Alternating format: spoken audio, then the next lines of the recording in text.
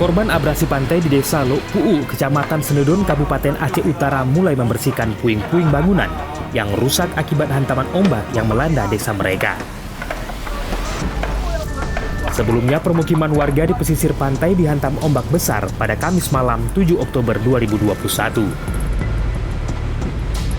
Akibatnya puluhan rumah dan warung milik warga rusak parah. Sebagian warga mulai mengungsi ke rumah kerabat karena rumah mereka tidak dapat ditempati lagi.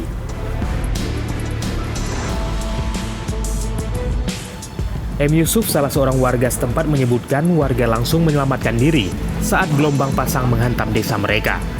Beberapa barang berharga miliknya berhasil diselamatkan. Waktu kejadian itu seperti apa kejadiannya, Pak?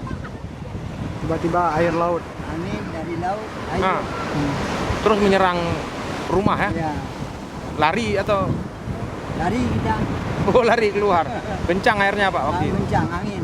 Angin kencang ya? Gelombang pasang sedikitnya telah merusak 27 rumah, lahan tambak dan kebun warga di Desa Lok Puu. Pihak desa telah melaporkan kejadian tersebut ke Badan Penanggulangan Bencana Daerah setempat. Jadi sebenarnya yang kita mengharapkan bukan bantuan emergensi itu yang kami butuhkan.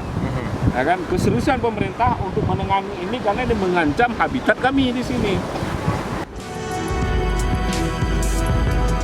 Meski abrasi sudah kerap terjadi pada saat pasang purnama tiba di desa tersebut, namun pemerintah Kabupaten Aceh Utara belum juga turun tangan dalam mengatasi bencana tersebut. Warga berharap pemerintah Aceh Utara untuk serius membantu warga yang berada di pesisir pantai Lok Puu. Dari Aceh Utara, Tim Liputan Aceh View.